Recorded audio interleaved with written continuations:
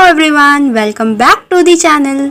तो आखिरकार आप लोग 10वीं में आ ही गए। चलो कोई नहीं, आ गए हो तो पढ़ाई लिखाई शुरू कर दो। तो इसी के साथ हम आज की वीडियो में अपने हिंदी का एक पोएम जो है वो खत्म करने वाले हैं। तो इस कविता को मैं बहुत ही अच्छे से समझाऊंगी ताकि आपको बहुत अच्छे से समझ में आ जाए। तो एक्सप्लेनेशन के बाद मुझे कमेंट सेक्शन में ये लिखकर बताना मत भूलना कि आपको ये एक्सप्लेनेशन कैसी लगी, और अगर कोई कमी रह गई हो तो उसे भी बताना। तो चलिए बिना किसी बकवास के आज की सभा का प्रारंभ करते हैं। तो हमारे पहले पद का एक्सप्लेनेशन कुछ ऐसे है। तो उससे पहले मैं आपकी जानकारी के लिए बताती चलूं कि उद्धव जो है वो श्री कृष्ण के एक मित्र थे। तो इस पद में जो गोपियां हैं वो उद्धव यानी श्री कृष्ण के मित्र से व्यंग करते हुए यानी मजाक करते हुए वो उद्धव से कहती हैं कि हे उद्धव, तुम बहुत ही भाग्यशाली हो जो तुम अभी तक श्री कृष्ण के साथ रहते हुए भी उनके प्रेम के बंधन से तुम अब तक अछूते हो, यानी अभी तक तुम उनके प्रेम में नहीं पड़े हो और ना ही तुम्हारे मन में श्री कृष्ण के प्रति कोई प्रेम भाव उत्पन्न हुआ है।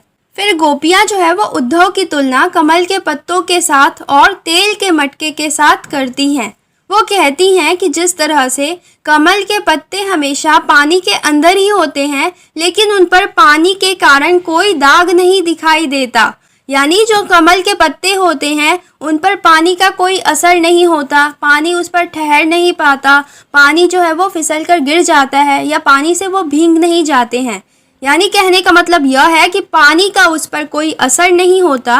ठीक वैसे ही जो तेल का मटका होता है जिसमें तेल रखा जाता है, अगर उस पर पानी की बूंद गिर जाए तो पानी जो है वो उस पर ठहर नहीं पाता, पानी फिसल जाता है, यानी वो पानी से अप्रभावित रहता है, यानी पानी का उस पर कोई असर नहीं होता। ठीक उसी तरह से श्री कृष्ण के साथ रहने पर भी तुम्हारे ऊपर उनके प्रेम का कोई प्रभाव नहीं पड़ा है। गोपियों के अनुसार श्री कृष्ण के साथ रहते हुए भी उद्धव ने कृष्ण के प्रेम रूपी नदी में पांव कभी नहीं रखा और ना ही कभी उनके रूप सौंदर्य पर मुग्ध हुए, यानी वो कृष्ण के साथ रहकर भी कृष्ण के प्रेम में नहीं पड़े। यही कारण है कि गोपियां उद्धव को भाग्यशाली समझती हैं जबकि वो खुद को अभागिन अबला नारी समझती हैं। और वो कहती हैं कि जिस तरह से चींटियां गुड़ से चिपक जाती हैं, ठीक उसी तरह से गोपियां भी श्री कृष्ण के प्रेम में उलझ गई हैं और वो अब उनसे दूर नहीं हो सकती। यानी कि जैसे एक चींटी होती है जो गुड़ के साथ चिपक जाती है और वो गुड़ को कभी नहीं छोड़ती, ठीक उसी तरह से गोपियां भी कृष्ण के प्रेम में उलझ गई हैं और वो कृष्ण से अब दूर नहीं हो सकती। तो दूसरे पद का एक्सप्लेनेशन कुछ ऐसे है। जब श्री कृष्ण के मथुरा से वापस नहीं आने का संदेश गोपियां सुनती हैं तो गोपियां उद्धव से अपनी पीड़ा यानी कि अपना दुख बताते हुए कहती हैं कि हमारे मन की इच्छाएं हमारे मन में ही रह गई, क्योंकि हम श्री कृष्ण से यह नहीं कह पाई कि हम उनसे प्रेम करती हैं। कहने का मतलब यह है कि श्री कृष्ण के गोकुल को छोड़कर चले जाने के बाद उनके मन में जो कृष्ण के लिए प्रेम था वो भावना उनके मन में ही रह गई, वो कृष्ण से नहीं कह पाई। फिर गोपियां जो है वो उद्धव से शिकायत करते हुए कहती हैं कि हे उद्धव, अब तुम ही बताओ कि हम अपनी यह व्यथा, अपना यह दुख किसे जाकर कहें, क्योंकि हमें तो यह समझ में नहीं आ रहा।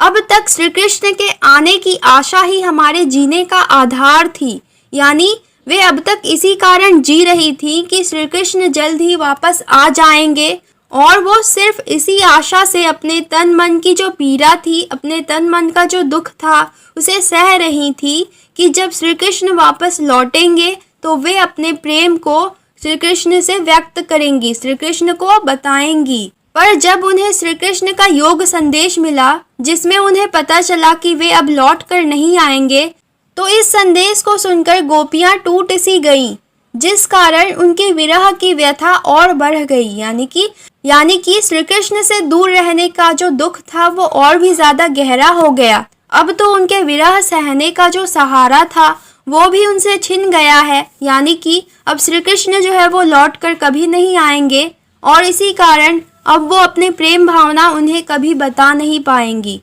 गोपियों को ऐसा लग रहा है कि वो कृष्ण से हमेशा के लिए दूर हो चुकी हैं और किसी कारणवश गोपियों के अंदर जो धैर्य बसा हुआ था अब वह टूट चुका है। इसी वजह से गोपियाँ वियोग में कह रही हैं कि श्री कृष्ण ने सारी लोक मर्यादा का उल्लंघन किया है, उन्होंने हमें धोखा दिया है, तो भला हम धैर्य धारण कैसे कर सकती हैं।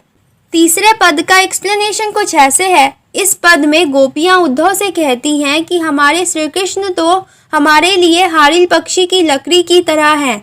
जिस तरह हारिल पक्षी अपने पंजों में लकड़ी को बहुत ही अच्छे से पकड़े रहता है, उसे कहीं भी गिरने नहीं देता, उसी प्रकार हमने भी अपने मन में, वचन में और कर्म में नंद बाबा के पुत्र यानी श्री कृष्ण को अपने हृदय में बसाया हुआ है। हम तो जागते सोते सपने में, दिन में, रात में कान्हा कान्हा रटती रहती हैं और इसी की वजह से हमें योग का नाम सुनते ही ऐसा लगता है जैसे हमारे मुंह में कड़वी ककड़ी चली गई हो। योग रूपी जिस बीमारी को तुम हमारे लिए लाए हो, उसे हमने ना तो पहले कभी देखा है और ना ही उसके बारे में कभी सुना है और ना ही इसका कभी व्यवहार करके देखा है। फिर सूरदास जो है वो गोपियों के माध्यम से कहते हैं कि इस योग को तुम उन्हीं को जाकर सौंप दो जिनका मन चक्री की तरह चंचल होता है। यानी गोपियाँ जो है वो कहती हैं कि तुम इस योग के संदेश को उन्हें ले जाकर दे दो जिनका मन चक्री की तरह चंचल होता है, क्योंकि उनका मन तो कृष्ण में स्थिर है, उनका मन तो कृष्ण के प्रेम में सदा रमा रहता है। और वो कहती हैं कि हमारे ऊपर इस संदेश का कोई असर नहीं पड़ने वाला है। तो चौथे पद का एक्सप्लेनेशन कुछ ऐसे है। इस पद में गोपियां व्यंगता पूर्वक यानी कि मजाक करते हुए कहती हैं कि श्री कृष्ण ने राजनीति का पाठ पढ़ लिया है, क्योंकि श्री कृष्ण मधुकर यानी कि उद्धव के द्वारा सभी समाचार पा लेते हैं और उन्हीं को माध्यम बनाकर संदेश भी हमें भेज देते हैं। यानी यहाँ पर जो गोपियां हैं वो कह रही हैं कि श्री कृष्ण जो है वो उद्धव से गोपियों के बारे में सभी जानकारी ले लेते हैं और फिर वो उद्धव को ही उनके पास संदेश लेकर भेज देते हैं। फिर गोपियां कहती हैं कि श्री कृष्ण पहले से ही बहुत चतुर चालाक थे, अब मथुरा पहुंचकर शायद उन्होंने राजनीति शास्त्र भी पढ़ लिया है, जिसके कारण वो और भी ज्यादा बुद्धिमान हो गए हैं, जो उन्होंने तुम्हारे द्वारा हमारे लिए योग का संदेश भेजा है। फिर गोपियां कहती हैं कि हे उद्धव, पहले के लोग बहुत भले थे, जो दूसरों की भलाई करने के लिए दौड़े चले आते थे। यहाँ गोपियां श्री कृष्ण की ओर संकेत करते हुए कह रही हैं, क्योंकि उन्हें लगता है कि अब श्री कृष्ण बदल गए हैं। फिर गोपियां कहती हैं कि मथुरा जाते समय हमारा मन श्री कृष्ण अपने साथ लेकर चले गए थे, जो अब हमें वापस चाहिए। वो तो दूसरों को अन्याय से बचाते हैं, फिर हमारे लिए योग का संदेश भेजकर हम पर अन्याय क्यों कर रहे हैं। फिर गोपियां कहती हैं कि हे उद्धव, राजधर्म तो यही कहता है कि प्रजा के साथ अन्याय नहीं करना चाहिए, यानी प्रजा को कभी सताना नहीं चाहिए। इसलिए श्री कृष्ण को योग का संदेश वापस लेकर स्वयं दर्शन के लिए आना चाहिए।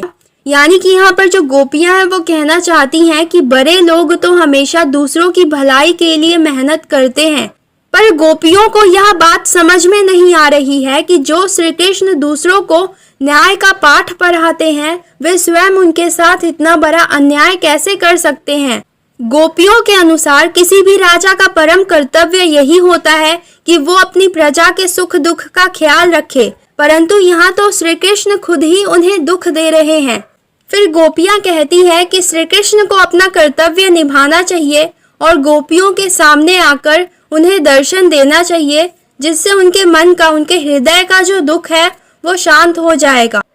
तो दैट्स इट, ये था हमारे सूरदास के पद का एक्सप्लेनेशन। तो इसी के साथ आज के सभा का अंत होता है और हमारा हिंदी का एक कविता जो है वो समाप्त हो जाता है। तो जाते जाते वीडियो को लाइक और चैनल को सब्सक्राइब करके ही जाना और कमेंट सेक्शन में मुझे बताना कि आपको एक्सप्लेनेशन कैसा लगा। तो आज के लिए बस इतना ही, मिलते हैं आपसे नेक्स्ट वीडियो में। तब तक के लिए हंसते रहिए, खुश रहिए।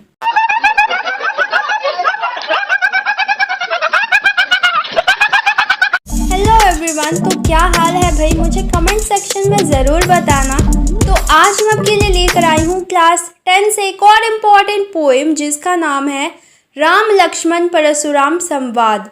और ये जो कविता है ये रामचरितमानस से ली गई है, यानी ये रामचरितमानस का एक पार्ट है। तो ये कविता अवधी भाषा में लिखी गई है और इसके जो कवि हैं उनका नाम है तुलसीदास। तो मैं आपको ये कविता बहुत ही आसानी से समझा दूंगी, तो आपको कोई टेंशन लेने की ज़रूरत नहीं है। Don't fear when Educhain is here. तो चलिए बिना किसी देर के इस कविता का डिटेल्ड एक्सप्लेनेशन यानी कि डिटेल्ड व्याख्या शुरू करते हैं। Let's get started. तो अब ध्यान से सुनना। नाथ शंभु धनु भंज निहारा। नाथ शंभु, शंभु का मतलब होता है शिव। धनु यानी धनुष। भंज निहारा यानी भंग करने वाला, तोड़ने वाला। होई केऊ एक दास तुम्हारा। होई यानी कि ही होगा, केऊ यानी कि कोई, एक दास तुम्हारा। आयेशु काह कहिया किन मोही। आयेशु का मतलब होता है आज्ञा। काह का मतलब होता है क्या। कहिया मतलब कहते। किन यानी क्यों नहीं। मोही यानी मुझे। सुन रिसाई बोले मुनि कोही। सुनी यानी सुनना। रिसाई यानी क्रोध करना। बोले मुनि कोही, कोही का मतलब होता है क्रोधी। सेवकु सो जो करे सेवकाई। सेवकु यानी सेवक। सो जो करे सेवकाई, सेवकाई यानी सेवा करना। अरिकरणी करी करिय लड़ाई। अरिकरणी यानी शत्रु का काम। करी करिय लड़ाई, लड़ाई यानी लड़ाई करना, लड़ना। सुनहु राम जेहि शिव धनु तोड़ा। सुनहु यानी सुनो, राम, जेहि यानी जो भी, शिव धनु तोड़ा, शिव का धनुष, तोड़ा यानी तोड़ना। सहस बाहु सम सो रिपु मोरा। सहस बाहु यानी सहस्त्र भुजाओं वाला, हजार भुजाओं वाला। सम यानी समान। सो यानी वह। रिपु यानी शत्रु, दुश्मन। मोरा यानी मेरा, यानी सहस बाहु के समान वो मेरा शत्रु है यानी दुश्मन है। तो अब सहस बाहु कौन था और वो परशुराम जी का दुश्मन क्यों था, इसके लिए मैं आपको एक कहानी सुनाती हूँ जो कि बहुत ही फेमस है और ये आपको जानना भी ज़रूरी है। तो परशुराम जी जो थे वो ऋषि जमदग्नि के पुत्र थे यानी बेटे थे। एक बार एक राजा था जिसका नाम था सहस्त्रबाहु। वो शिकार खेलते हुए जमदग्नि के आश्रम में आया। जमदग्नि जो थे उनके पास कामधेनु नामक एक गाय थी और वो जो गाय थी वो बहुत ही खास थी। कहते हैं कि वो किसी भी प्रकार की कामनाएं पूरी करती थी, यानी वो कोई भी इच्छा पूरी कर देती थी। तो सहस्त्रबाहु ने जब उस गाय को देखा तो उन्होंने ऋषि जमदग्नि से वो गाय की मांग की। उन्होंने गाय को मांगा, लेकिन ऋषि ने उस गाय को देने से मना कर दिया। तो इस पर सहस्त्रबाहु ने क्या किया कि उन्होंने उस गाय का अपहरण कर लिया, यानी उस गाय को चुरा लिया, किडनैप कर लिया। तो इस पर जो परशुराम जी थे वो बहुत ही ज़्यादा गुस्सा हो गए और उन्होंने गुस्से में आकर सहस्त्रबाहु का वध कर दिया, यानी उसकी हत्या कर दी। तो जब ऋषि जमदग्नि को इस बात का पता चला तो वो बहुत ही निराश हुए, बहुत ही दुख पहुंचा उनको और उन्होंने परशुराम जी को इसका पश्चाताप करने को कहा। तो परशुराम जी अपना पश्चाताप करने के लिए चले गए। उधर सहस्त्रबाहु के जो बेटे थे, पुत्र थे, वो बहुत ही ज़्यादा गुस्सा हो गए थे और गुस्से में आकर उन्होंने ऋषि जमदग्नि का वध कर दिया, यानी उनकी हत्या कर दी। तो इस पर जो परशुराम जी थे वो बहुत ही ज़्यादा क्रोधित हो गए, फिर से बहुत ही ज़्यादा गुस्सा हो गए और उन्होंने प्रतिज्ञा की, उन्होंने प्रण लिया कि वो इस पृथ्वी पर से सारे क्षत्रिय का नाश कर देंगे, यानी इस पृथ्वी पर जितने भी क्षत्रिय राजा हैं उन सभी का वध कर देंगे। तो वही इस चौपाई में बताया गया है, सहस बाहु सम सो रिपु मोरा। यहाँ पर जो परशुराम जी है वो कहते हैं कि सहस बाहु के समान वो मेरा दुश्मन है जिसने भी शिव जी का धनुष तोड़ा है। सो बिलगाऊ बिहाई समाजा। सो का मतलब वह, बिलगाऊ यानी अलग होना, बिहाई यानी छोड़कर, समाजा यानी यह समाज। न तब मारे जहिए सब राजा। मारे यानी मारे जाना, जहिए यानी जाएंगे सब राजा। सुनी मुनि वचन लखन मुस्काने। सुनी मुनि वचन यानी सुनी यानी सुनकर, मुनि वचन यानी मुनि के वचन यानी मुनि की बात। लखन यानी लक्ष्मण, मुस्काने यानी मुस्कुराने लगे। बोले परसु धरहि अवमाने, अवमाने का मतलब होता है अपमान करना। बहु धनुहि तोड़ी लड़िकाई, बहु यानी बहुत, धनुहि यानी धनुष, तोड़ी यानी तोड़ना, लड़िकाई यानी बचपन में। कबहु न असी रिस किन्ही गोसाई, कबहु यानी कभी भी, न असी, असी यानी ऐसा, रिस यानी क्रोध, किन्ही यानी किया, गोसाई यानी महाराज या स्वामी या फिर किसी ऋषि ने। यही धनु पर ममता के ही हेतु, यही यानी यह, इस धनु यानी धनुष, पर ममता के ही यानी क्यों, हेतु। सुनी रिसाई कह भृगुकुल केतु, सुनी यानी सुनकर, रिसाई यानी क्रोध में, कह यानी कहना, भृगुकुल केतु। भृगुकुल केतु जो है वो परशुराम जी का एक नाम है। ठीक है, तो ये सुनकर जो परशुराम जी थे वो गुस्से में बोले, रे नृप बालक, रे यानी हे, नृप बालक यानी राजा का बेटा, काल बस बोलत तो ही न संहार, धनु ही सम त्रिपुरारी धनु विदित सकल संसार। त्रिपुरारी यानी शिव जी का, धनु यानी धनुष, विदित यानी जानता है, सकल यानी सारा संसार। तो इस पार्ट का एक्सप्लेनेशन कुछ ऐसे है, श्री राम जी के द्वारा यानी जब श्री राम जी से शिव जी का धनुष टूट जाता है तो उसके कारण जब परशुराम जी गुस्सा हो जाते हैं तब उनके गुस्से को देखकर जनक के दरबार में सभी लोग जो आए हुए थे वे सभी लोग डर जाते हैं। तब श्री राम जी आगे बढ़कर परशुराम जी से कहते हैं कि हे नाथ, भगवान शिव जी के धनुष को तोड़ने वाला आपका कोई एक दास ही होगा, आपकी क्या आज्ञा है, आप मुझसे क्यों नहीं कहते। तो राम जी के बातों को सुनकर गुस्से में परशुराम जी कहते हैं कि सेवक वो होता है जो सेवा का काम करता है, शत्रुता का काम करके तो लड़ाई ही मोल ली जाती है।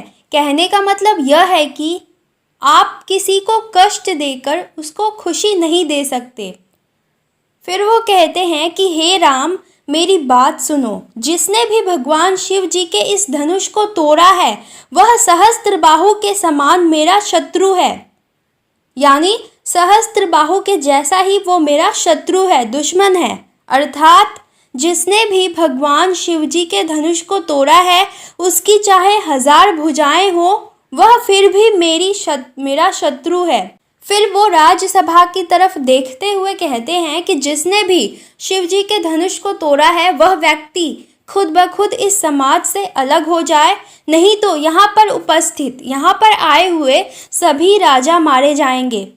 परशुराम जी के इन क्रोधपूर्ण वचनों को सुनकर यानी गुस्से भरे बातों को सुनकर लक्ष्मण जी मुस्कुराते हैं और परशुराम जी का अपमान करते हुए कहते हैं कि हे गोसाई, गोसाई का मतलब होता है संत। बचपन में हमने ऐसे छोटे छोटे बहुत से धनुष तोड़ डाले थे, किंतु ऐसा क्रोध तो किसी ने भी नहीं किया था जिस प्रकार आप कर रहे हो। इसी धनुष पर आपकी इतनी ममता क्यों है। तो लक्ष्मण जी की व्यंग भरी बातें सुनकर यानी मजाक भरी बातें सुनकर परशुराम जी गुस्से से बोलते हैं, अरे राजा के पुत्र, मृत्यु के वश में होने पर भी यानी तेरे पास मृत्यु आसपास मंडरा रही है, फिर भी तू होश में नहीं है कि तू क्या बोल रहा है। तू संभाल कर क्यों नहीं बोल पा रहा है। समस्त विश्व में यानी पूरे विश्व में विख्यात यानी प्रसिद्ध शिव जी का, भगवान शिव जी का यह धनुष तुझे बचपन में तोड़े हुए मामूली धनुष की तरह दिखाई दे रहा है। लखन कहा हंसी हमरे जाना, लखन यानी लक्ष्मण, कहा यानी कहना, हंसी यानी हंसकर, हमरे जाना, हमरे यानी मेरे जानने में, सुनहु देव सब धनुष समाना, सुनहु यानी सुनो, देव सब धनुष समाना, का क्षति, क्षति यानी नुकसान, लाभु, लाभु यानी लाभ, जून, जून का मतलब होता है पुराना, धनुष तोड़े, धनु यानी धनुष, तोड़े यानी तोड़ना, देखा राम नयन के भोरे, देखा यानी देखना, राम नयन, नयन यानी आँख के भोरे, भोरे यानी धोखे में। छुअत टूट, छुअत टूट यानी छूते ही टूट गया। रघुपतुहु न दोषु, रघुपति यानी राम, न दोषु, दोषु यानी दोष, गलती, न गलती। मुनि बिनु काज करही कत रोषु, मुनि बिनु, बिनु यानी बिना, काज यानी कारण, करही, करही यानी करना, कत रोषु, रोषु यानी क्रोध। बोले चित परसु की ओरा, बोले चिते, चिते यानी देख कर, परसु की ओरा, परसु की तरफ। रे सठ सुने ही स्वभाव न मोरा, रे सठ, सठ का मतलब होता है दुष्ट, सुने ही यानी सुनना, स्वभाव यानी स्वभाव, न मोरा यानी मेरा। बालकु बोले बधे नहीं तोही, बालकु यानी बालक, बोली, बधे यानी वध करना, मार डालना, नहीं तोही, तोही यानी तुझे। केवल मुनि जर जानही मोही, केवल मुनि जर जानही यानी जानना, मोही यानी मुझे। बाल ब्रह्मचारी, बाल यानी बाल ब्रह्मचारी हूँ, अति कोही, अति कोही यानी बहुत अधिक गुस्से में, क्रोध में। विश्व विदित, विश्व विदित यानी दुनिया में प्रसिद्ध। क्षत्रिय कुल द्रोही, क्षत्रिय कुल द्रोही यानी क्षत्रियों का नाश करने वाला। भुजबल भूमि भूप बिनु किन्ही, भुजबल यानी भुजाओं के बल से। भूमि भूप बिनु किन्ही, किन्ही यानी कई बार, भूप यानी राजा, यानी अपने भुजाओं के बल से मैंने कई बार राजाओं का नाश किया है इस धरती पर से। विपुल बार मही देव न दिन्ही, विपुल यानी बहुत, मही देव यानी ब्राह्मण, दिन्ही यानी देना। सहस बाहु भुज छेद निहारा, सहस्त्र बाहु भुज यानी हजारों भुजाओं वाला, हजारों हाथों वाला। छेद निहारा यानी काट डालना। परसु बिलोकु महीप कुमारा, महीप कुमारा यानी राजकुमार, बिलोकु यानी देख कर, परशु की ओर देख कर। परशु बिलोकु महीप कुमारा, परशु बिलोकु, बिलोकु यानी देख कर, महीप कुमारा यानी राजकुमार। मातु पितहि जनि सोच बश, करसी महिष किशोर। मातु पितहु यानी माता पिता, जनि सोच बश, करसी महिष किशोर। गर्भन के अर्भक दलन, परशु मोर अति घोर।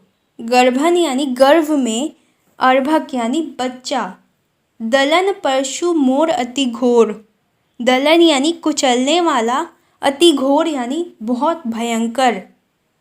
ठीक है, तो इस पार्ट का एक्सप्लेनेशन कुछ ऐसे है। परशुराम जी का शिव जी की धनुष की ओर इतना प्रेम देखकर और उसके टूट जाने पर इतना गुस्से में उन्हें देखकर लक्ष्मण जी हंसकर परशुराम जी से कहते हैं कि हे देव सुनिए, मेरी समझ के अनुसार तो सभी धनुष एक ही समान होते हैं।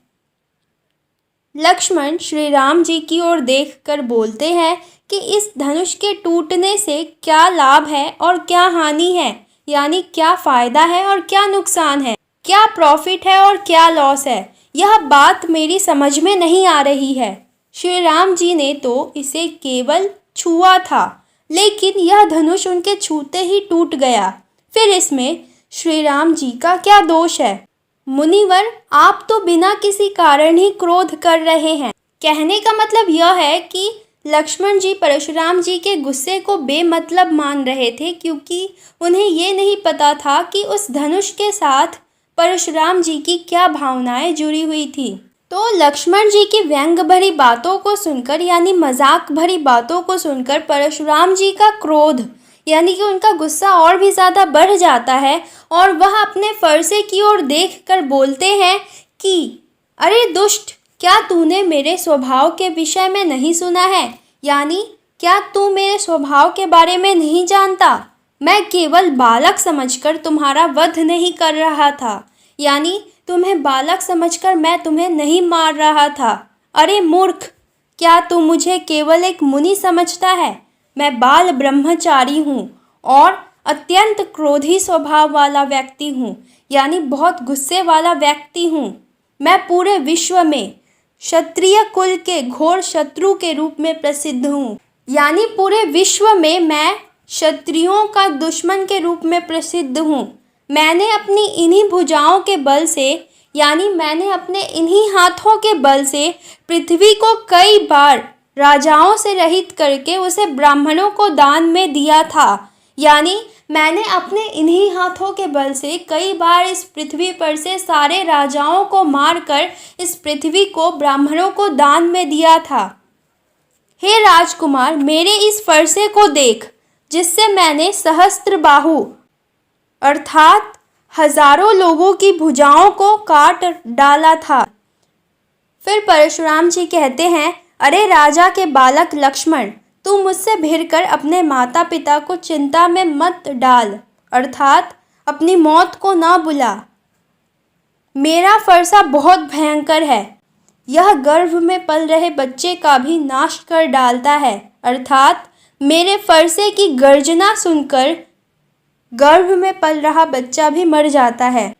कहने का मतलब यह है कि परशुराम जी लक्ष्मण जी को समझाना चाहते थे, समझाने की कोशिश कर रहे थे कि जब उन्हें गुस्सा आता है तो वो किसी बालक को भी मारने से नहीं हिचकिचाते हैं, और वो ये समझाना चाहते थे कि उनका यह जो फरसा है वो बहुत ही ज़्यादा भयंकर था, बहुत ही ज़्यादा खतरनाक है, कि उसकी केवल गर्जना सुनकर ही जो गर्भ में पल रहा बच्चा होता है वो मर जाता है। बिहसी लखनऊ बोले मृदु बानी। बिहसी यानी हंसकर, लखनऊ यानी लक्ष्मण, बोले यानी बोलना, मृदु यानी कोमल, बानी यानी वाणी, बोली। अहो मुनीषु महाभट मानी। अहो मुनीषु, मुनीषु यानी महामुनि, महाभट यानी महान योद्धा, मानी यानी मानना। पुनि पुनि मोहि दिखाव कुठारू। पुनि पुनि यानी बार बार, मोहि यानी मुझे, दिखावा यानी दिखाना, कुठारू यानी फरसा, कुल्हाड़ी, जो परशुराम जी का फरसा था, जो कुल्हाड़ी था वही। चहत उरावन फुकी पहाड़ू। चहत यानी चाहना, उरावन यानी उड़ाना, फुकी यानी फूक मारकर, पहाड़ू यानी पहाड़। यहाँ कुंभर बतिया कोऊ नाही। यहाँ यानी यहाँ, कुंभर बतिया यानी सीताफल जो होता है उसका फूल, ठीक है। को यानी कोई, नाही यानी नहीं। जे तर्जनी देखी मरी जाही। तर्जनी यानी अंगूठे के पास की जो उंगली होती है, छोटी उंगली जिसे बोलते हैं। देखी यानी देख कर, मरी यानी मर, जाही यानी जाना, मर जाना। देखी कुठारू सरासन बाना। देखी यानी देखना, कुठारू यानी फरसा, सरासन, सरासन यानी धनुष, बाना यानी वार। मैं कछु कहा सहित अभिमाना। मैं कछु यानी कुछ, कहा यानी कहना, सहित यानी साथ, अभिमाना यानी अभिमान। भृगुसुत समझू जनेऊ बिलोकी। भृगुसुत यानी भृगुवंशी, समझू जनेऊ बिलोकी, जो कछु कहू सहेऊ रिस रोकी। सहेऊ यानी सहन करना, रिस यानी गुस्सा, रोकी। सुर महिसुर हरिजन और गाई। सुर यानी देवता, महिषुर यानी ब्राह्मण, हरिजन यानी भगवान के भक्त, और अरु यानी और, गाय यानी गाय। हमरे कुल इन पर न सुराई। सुराई यानी वीरता दिखाना। बढ़े पापू अपकीर्ति हारे। बढ़े यानी वध करना, मारने से। पापू यानी पाप। अपकीर्ति, अपकीर्ति का मतलब अपयश। मारतहु पा परियो तुम्हारे। मारतहु यानी मार दो, पा यानी पैर, परियो यानी पढ़ना, तुम्हारे यानी तुम्हारा। कोटि कुलीस सम वचनु तुम्हारा। कोटि यानी करोड़, कुलीश यानी वज्र, सम यानी समान, वचन यानी बोली, तुम्हारा। व्यर्थ धरहु धनुवान कुठारा। व्यर्थ यानी बेकार, धरहु यानी धारण करना, धनु यानी धनुष, बाण यानी वाण, कुठारा यानी फरसा, कुल्हाड़ी। जो बिलोकी अनुचित कहेऊ, कहेऊ यानी कह दिया हो। क्षमहु, क्षमहु यानी क्षमा करना। महामुनि धीर, धीर यानी धैर्यवान। सुनी सरोस, सरोस यानी क्रोध से भरकर। भृगुवंश मणि, बोले गिरा गंभीर, गिरा यानी वाणी, गंभीर। तो इस पार्ट का एक्सप्लेनेशन कुछ ऐसे है। परशुराम जी के क्रोध से भरे वचनों को सुनकर यानी गुस्से से भरे बातों को सुनकर लक्ष्मण जी बहुत ही अधिक यानी बहुत ही सॉफ्ट टोन में, कोमल वाणी में, एकदम मधुर बोली से हंसकर उनसे बोलते हैं कि हे मुनिवर, आप तो अपने आप को बहुत बड़ा योद्धा समझते हैं और बार बार मुझे अपना फरसा दिखाते हैं। मुझे तो ऐसा लगता है कि आप फूंक से पहाड़ उड़ाना चाहते हैं, परंतु हे मुनिवर, यहाँ पर कोई भी सीताफल अर्थात कुम्हरे के छोटे फल के समान नहीं है जो तर्जनी उंगली को देखते ही मर जाए। यानी जो कुम्हरे का छोटा फल होता है उसे जब हम तर्जनी उंगली यानी छोटी उंगली दिखाते हैं तो वो मुरझा जाता है। तो वही बात लक्ष्मण जी जो है वो परशुराम जी से कहते हैं कि हे मुनिवर, यहाँ पर कोई कुम्हरे के छोटे फल के समान नहीं है कि जो तर्जनी उंगली देखते ही मर जाएगा। तो यहाँ पर लक्ष्मण जी ने तर्जनी उंगली को दिखाते ही मर जाए ऐसा इसलिए कहा है क्योंकि परशुराम जी ने गुस्से में अपनी तर्जनी उंगली दिखाकर कहा था कि अगर वह व्यक्ति सभा से अलग नहीं हो जाता अर्थात उनके सामने नहीं आ जाता जिसने उनके आराध्य शिवजी का धनुष तोड़ा है, तो वो सभा में उपस्थित यानी सभा में जितने भी राजा हैं उन सभी का वध कर देंगे यानी सभी राजाओं को मार डालेंगे। फिर लक्ष्मण जी परशुराम जी से कहते हैं कि हे मुनिवर, मैंने आपके हाथ में फरसा, धनुष और बाण को देखकर आपको एक महान योद्धा समझा और आपसे अभिमान पूर्वक कुछ कह दिया। कहने का मतलब यह है कि एक क्षत्रिय ही दूसरे क्षत्रिय से अभिमान पूर्वक कुछ कह सकता है। जनेऊ, जनेऊ जो है वो एक थ्रेड होता है जो कि ब्राह्मण लोग पहना करते हैं। जनेऊ से तो आप एक भृगुवंशी ब्राह्मण जान पड़ते हैं। इन्हें देखकर ही जो कुछ भी आपने कहा उसे सहन कर अपने क्रोध को रोक रहा हूँ। तो लक्ष्मण जी कहते हैं कि मैं आपके जनेऊ को देखकर अपने क्रोध को रोक रहा हूँ, क्योंकि हमारे कुल की यह परंपरा है कि हम देवता, ब्राह्मण, भगवान के भक्त और गाय इन सभी पर अपनी वीरता नहीं दिखाते हैं, क्योंकि इन्हें मारने से पाप लगता है और इनसे हार जाने पर अपकीर्ति यानी अपयश यानी बदनामी होती है। इसलिए अगर आप हमें मारे तो भी हम आपके पैर पकड़ेंगे। इसलिए अगर आप हमें मारे तो भी हमें आपके पैर पकड़ने चाहिए। फिर लक्ष्मण जी उनसे कहते हैं कि हे महामुनि, आपका तो एक एक वचन ही यानी आपकी एक एक बातें ही करोड़ों वज्रों के समान कठोर है। आपने व्यर्थ में ही यानी बेकार में ही फरसा और धनुष बाण धारण किया हुआ है। फिर लक्ष्मण जी कहते हैं कि आपके धनुष, बाण और कुठार यानी फरसे को देखकर अगर मैंने कुछ अनुचित कह दिया हो तो हे मुनिवर, आप मुझे क्षमा कीजिए।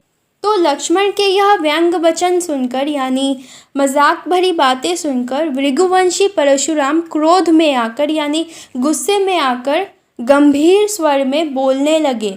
कौशिक सुनहु मंद येहु बालकु, कौशिक यानी विश्वामित्र, सुनहु यानी सुनिए, मंद, मंद यानी मूर्ख, येहु बालकु यानी यह बालक। कुटिलु कालवश निज कुल घालकु, कुटिलु यानी दुष्ट, कालवश यानी काल के वश में, निज यानी अपने ही कुल, घालकु यानी घातक। भानुवंश राकेश कलंकु, भानुवंश यानी सूर्यवंशी, राकेश यानी चंद्रमा, कलंकु यानी कलंक। निपट निरंकुशु अबुधु अशंकु, निपट यानी पूरी तरह, निरंकुशु यानी जिस पर किसी का वश ना चले, अबुधु, अबुधु यानी ना समझ, असंकु यानी बिना किसी शंका के। काल कवलु होई छन माही। काल कवलु यानी काल से ग्रसित, होई यानी होना, छन यानी छन माही यानी क्षण भर में। कहेऊ पुकारी खोड़ी मोड़ी नाही। कहेऊ पुकारी यानी कह देता हूँ, खोड़ी खोड़ी यानी दोष, मोही नाही। तुम्हा हट कहूँ जो चाहूँ उबारा। तुम्हा हट कहूँ यानी रोको, जो चाहूँ चाहूँ यानी चाहना, उबारा यानी बचाना। कही प्रतापु बलु रोसु हमारा। लखन कहेऊ मुनि सुजसु तुम्हारा। लखन कहेऊ यानी कहना, मुनि सुजसु, सुजसु यानी अपयश यानी अपना ही बखान करना। तुम्ही अछत को वर्णय पारा। तुम्ही अछत, अछत यानी आपके रहते हुए, वर्णय, वर्णय यानी वर्णन करना, पारा यानी दूसरा। अपने मुँह तुम आपनी करनी। अपने मुँह यानी मुख से, अपने ही मुख से तुम अपनी करनी, करनी यानी काम। बार अनेक भांति बहु बरनी। बार अनेक भांति, बहु, बहु यानी बहुत, बरनी यानी वर्णन किया। नहीं संतोषु तब पुनि कुछ कहऊ, जनि रिस रोकी दुसह दुख सह। दुसह यानी बिना किसी काम के, असह दुख सहऊ। वीरव्रती तुम धीर अछोभा। वीरव्रती यानी वीरता का व्रत धारण करने वाला। गाड़ी देत न पावहु शोभा। गाड़ी यानी गाली, ठीक है, मतलब कुछ गलत शब्द। देत न पावहु शोभा। सूर समर करनी करही, कहीं न जनावही आपू। सूर यानी सूरवीर, समर यानी युद्ध, करनी करही कहीं न जनावही आपू। विद्यमान रण पाई रिपु, कायर कतही प्रतापु। विद्यमान रण, रण यानी युद्ध, पाई रिपु, कतही, कायर कतही प्रतापु। कतही प्रतापु यानी प्रताप की डींग मारना।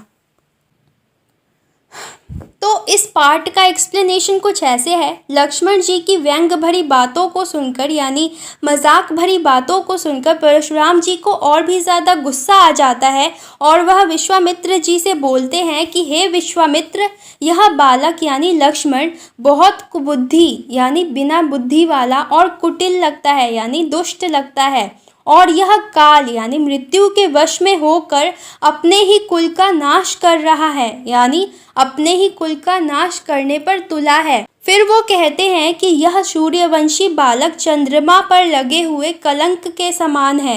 यह बालक मूर्ख है, उद्दंड है, निडर है और इसे भविष्य का भान तक नहीं है, यानी इसके साथ क्या होगा इसे कोई अंदाज़ा ही नहीं है।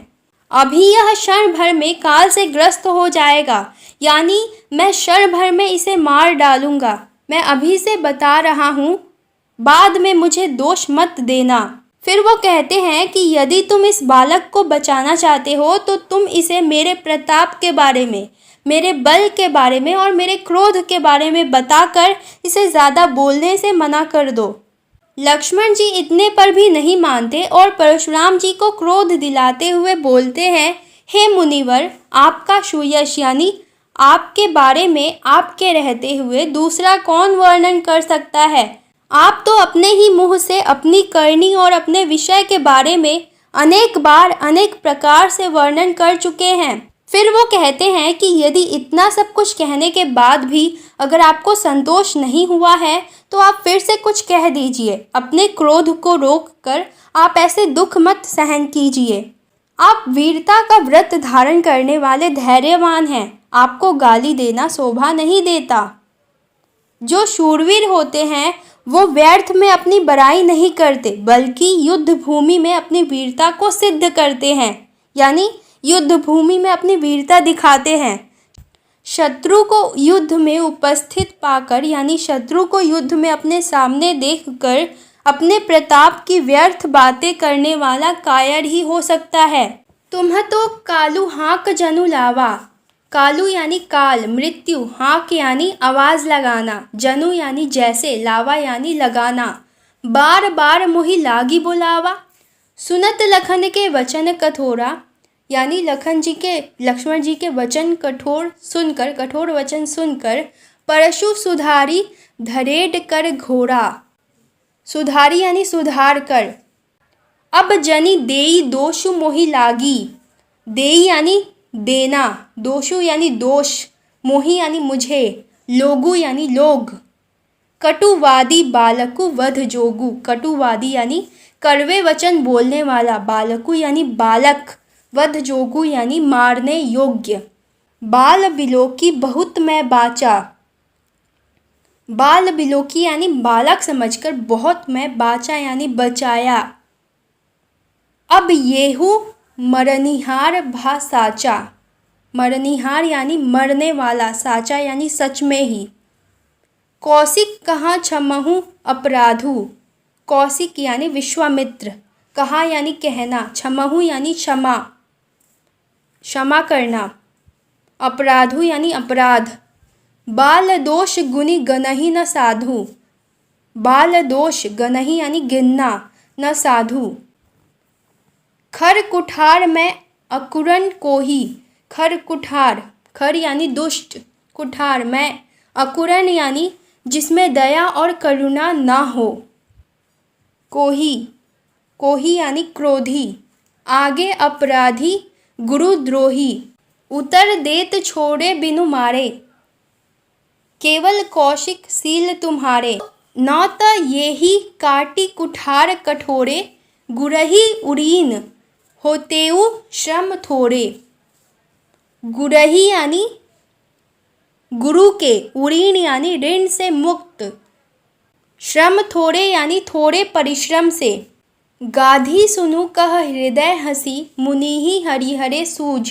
गाधी सुनु यानी गाधी के पुत्र अर्थात विश्वामित्र, कह हृदय हसी यानी हृदय में ही कहकर हंसना, मुनिहि हरियरे, हरियरे यानी हरा ही हरा, सूझ। अयमय यानी लोहे की बनी हुई, खार यानी तलवार।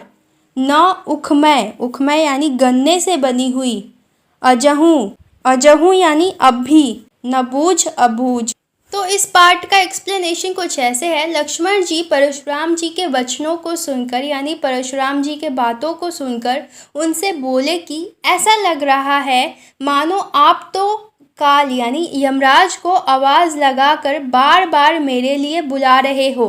लक्ष्मण जी के ऐसे कठोर वचन सुनते ही परशुराम जी का जो गुस्सा है वो और भी ज़्यादा बढ़ जाता है। उन्होंने अपने भयानक फरसे को घुमाकर अपने हाथ में ले लिया और वो बोलते हैं, अब मुझे कोई दोष नहीं देना। इतने कड़वे वचन बोलने वाला यह बालक मारे जाने के योग्य है। बालक देखकर इसे मैंने बहुत बचाया, लेकिन लगता है कि अब इसकी मृत्यु निकट आ गई है, अब इसकी मृत्यु पास आ गई है। परशुराम जी को क्रोधित होते हुए देखकर विश्वामित्र जी बोलते हैं, हे मुनिवर, आप इसके अपराध को क्षमा कर दीजिए, यानी आप इसके भूल को क्षमा कर दीजिए, माफ़ कर दीजिए, क्योंकि साधु लोग तो बालकों के गुण और दोष की गिनती नहीं करते हैं। तो ये सुनकर परशुराम जी जो है वो गुस्सा होते हुए कहते हैं कि मैं दया रहित हूँ, यानी मुझ में कोई दया नहीं है और मैं क्रोधी हूँ। और उस पर यह गुरुद्रोही मेरे सामने उत्तर दे रहा है, मेरे सामने जवाब दे रहा है, फिर भी मैं इसे बिना मारे छोड़ रहा हूँ।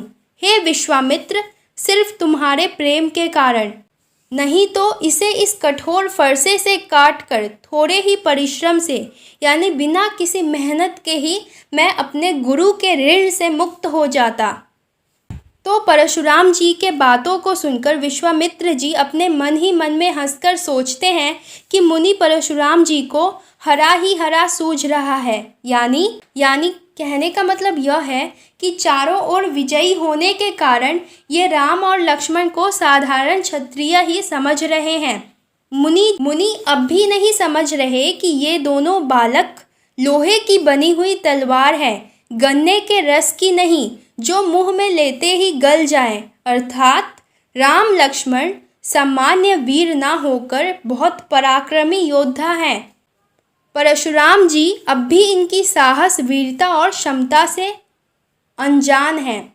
यानी परशुराम जी को राम और लक्ष्मण की साहस, वीरता और क्षमता नहीं पता है। ये सब विश्वामित्र जी अपने मन ही मन में सोचकर हंस रहे थे। कहेऊ लखन मुनि सीलु तुम्हारा, सीलु यानी शील स्वभाव, को नहीं जान विदित संसार, विदित यानी पता है।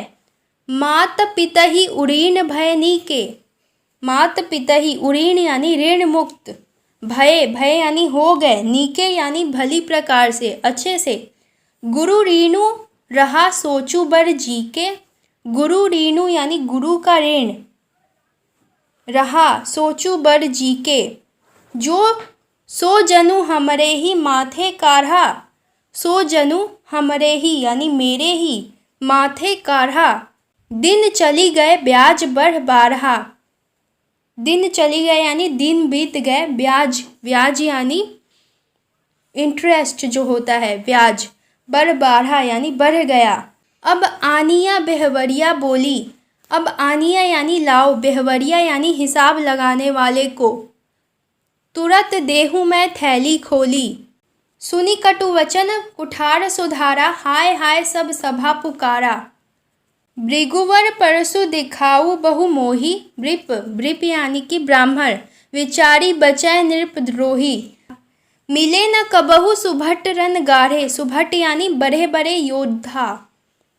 द्विज देवता घर ही के बाढ़े, द्विज देवता यानी ब्राह्मण, घर ही के बाढ़े।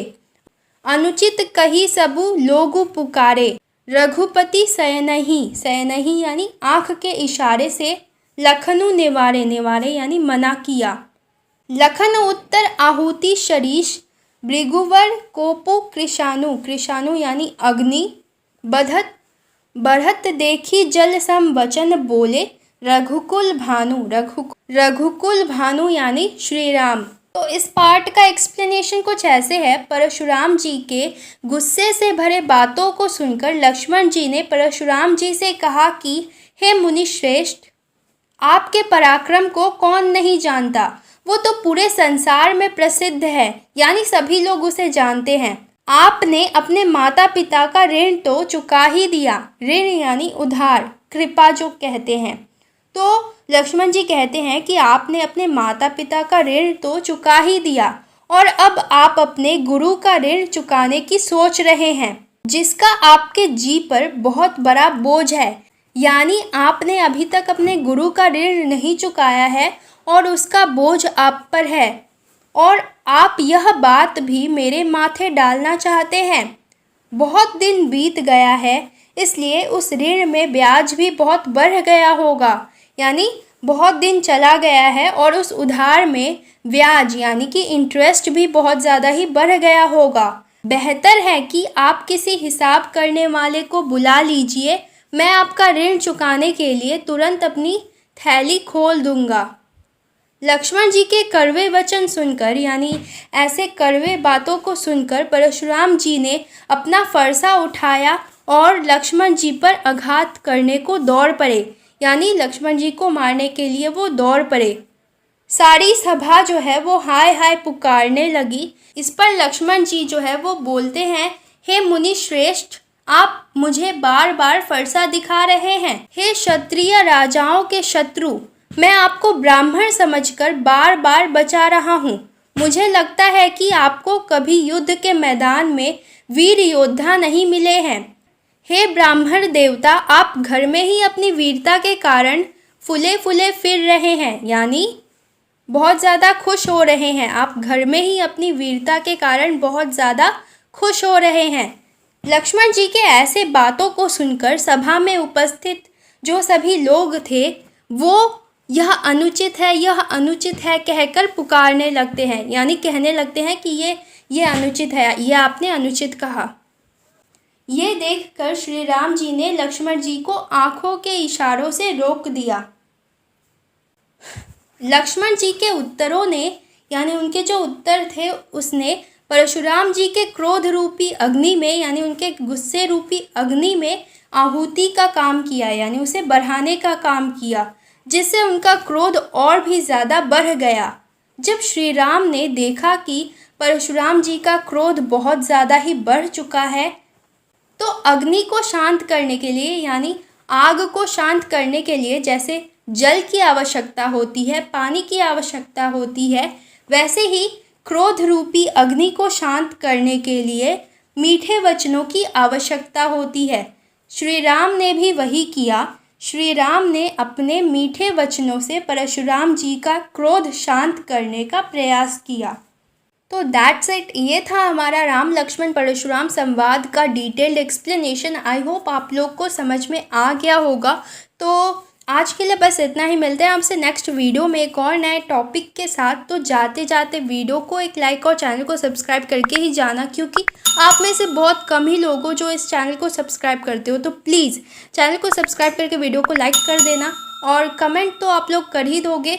तो मिलते हैं आपसे नेक्स्ट वीडियो में एक और नए टॉपिक के साथ। तब तक के लिए हंसते रहिए, खुश रहिए। जय हिंद, जय Bharat. Hello friends, welcome back to the channel. तो फ्रेंड्स, आज मैं आपके लिए लेकर आई हूँ क्लास 10 से एक और इम्पॉर्टेंट पोएम, जिसका नाम है आत्मकथ्य। तो फ्रेंड्स, इस पोएम के जो कवि हैं उनका नाम है जयशंकर प्रसाद। तो फ्रेंड्स, पोएम के एक्सप्लेनेशन शुरू करने से पहले मैं आपको आत्मकथा और आत्मकथ्य में क्या अंतर होता है वो बताती चलूँ। तो फ्रेंड्स, आत्मकथ्य में व्यक्ति अपने जीवन में जो घटनाएं घटी है उसके बारे में बहुत कम लिखता है, कम बताता है, या फिर अपने जीवन के कुछ घटनाओं की तरफ इशारा करता है, यानी कि कुछ घटनाओं को ही बताता है। जबकि आत्मकथा में लेखक को अपने जीवन की अच्छी बुरी सभी घटनाओं को लिखना होता है, और उसे वो पूरा विस्तार पूर्वक और पूरी सच्चाई के साथ उसे लिखना होता है।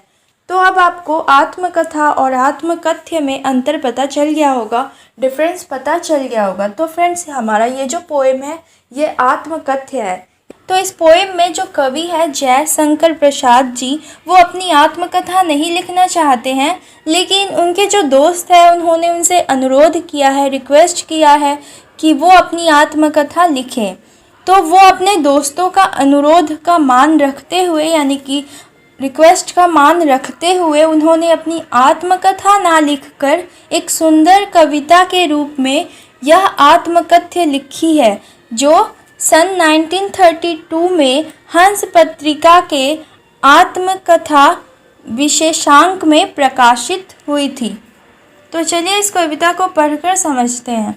मधुप गुनगुनाकर कह जाता कौन कहानी यह अपनी, मुरझाकर गिर रही पत्तियां देखो कितनी आज घनी। तो जब कवि को अपनी आत्मकथा लिखने का प्रस्ताव मिला, अपॉर्चुनिटी मिला, तब उनके सामने उनके अतीत की घटनाएं जो हैं वो एक एक करके उनके आंखों के सामने आने लगती हैं। और जिस तरह से एक भौरा जो है वो एक कीट होता है जो फूलों के आसपास मंडराता फिरता है, ठीक उसी तरह से आज कवि का मन रूपी जो भंवरा है वो अतीत की यादों के आसपास गुनगुना कर न जाने कौन सी कहानी कहना चाह रहा है। कवि आगे कहते हैं कि उनका जीवन रूपी जो वृक्ष था, जो पेड़ था, जो कभी सुख और आनंद रूपी पत्तियों से हरा भरा था, अब वो सभी पत्तियां मुरझाकर एक एक करके गिर रही हैं, क्योंकि आज कवि के जीवन की परिस्थितियां बदल चुकी हैं। उनके जीवन में सुख की जगह, खुशियों की जगह दुख और निराशा ने ले ली है, और कवि इस वक्त अपने जीवन रूपी वृक्ष में पतझड़ का सामना कर रहे हैं। पतझड़ यानी कि ऑटम सीजन को कहा जाता है। तो यहाँ पर क्योंकि बताया गया है कि जो पत्तियाँ हैं कवि के जीवन रूपी वृक्ष में, जो पत्तियाँ हैं वो एक एक करके गिर रही हैं, इसलिए पतझड़ वर्ड का यूज़ किया गया है बताने के लिए कि उनकी जो सारी खुशियाँ हैं वो एक एक करके गिर रही हैं। पतझड़ में क्या होता है कि सारी पत्तियाँ गिर जाती है, ठीक उसी तरह जीवन, कवि का जो जीवन है उससे सारी खुशियाँ जो है वो चली आ रही है धीरे धीरे करके। इस गंभीर अनंत नीलिमा में असंख्य जीवन इतिहास, यह लोग करते ही रहते हैं अपना व्यंग मलिन उपहास। तो इन लाइंस में कवि कहते हैं कि हिंदी साहित्य रूपी इस गंभीर आकाश में, यानी कि हिंदी साहित्य में न जाने कितने ही लेखकों के जीवन का इतिहास, यानी कि हिस्ट्री, उनकी आत्मकथा के रूप में मौजूद है। और अब लोग इन महान लेखकों की आत्मकथा को पढ़कर उनकी कमियों का मजाक बनाते हैं।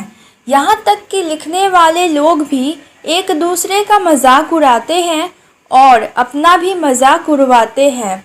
तब भी कहते हो, कह डालूं दुर्बलता अपनी बीती, तुम सुनकर सुख पाओगे, देखोगे यह गागर रीति। फिर कवि अपने दोस्त से पूछते हैं, इस कड़वे सत्य को जानते हुए भी कि हर व्यक्ति एक दूसरे की दुर्बलताओं और कमज़ोरियों का मजाक बनाने में लगा है, तब भी तुम मुझसे कह रहे हो कि मैं अपनी दुर्बलताओं, कमज़ोरियों और निराश व हताश से भरी हुई अपने जीवन की कथा लिखूं, जो मेरे साथ बीता। उस सब के बारे में लिखकर लोगों को दिखाऊं और फिर अपना मजाक उड़वाऊं। फिर कवि अपने दोस्तों से पूछते हैं कि अच्छा तुम बताओ, तुम्हें यह सब कुछ सुनकर या पढ़कर सच में सुख मिलेगा कि मेरा जीवन रूपी घड़ा एकदम खाली है और उसमें कोई भी खुशी या आनंद रूपी रस नहीं है। तो यहाँ पर जो लेखक है वो अपने दोस्तों से क्वेश्चन करते हैं और वो पूछ रहे हैं कि जब तुम मेरे दुखों और तकलीफ़ों के बारे में सुनोगे तो तुम्हें खुशी मिलेगा, जब तुम ये सुनोगे कि मेरे जीवन में सुख है ही नहीं। किंतु कहीं ऐसा ना हो कि तुम ही खाली करने वाले, अपने को समझो मेरा रस ले अपनी भरने वाले। कवि आगे कहते हैं कि अगर मैंने अपनी आत्मकथा में कुछ ऐसा लिख दिया जिसे पढ़कर तुम कहीं ऐसा ना समझो कि मेरे जीवन रूपी गागर में यानी कि घड़े में जो सुख, खुशियाँ और आनंद रूपी रस थे वो सभी तुमने ही खाली किए हैं और उन सभी रसों को मेरे जीवन रूपी गागर से लेकर यानी कि मेरे घड़े से लेकर तुमने अपने ही घड़े में भर लिया हो और मेरा जीवन दुखों से भर दिया हो।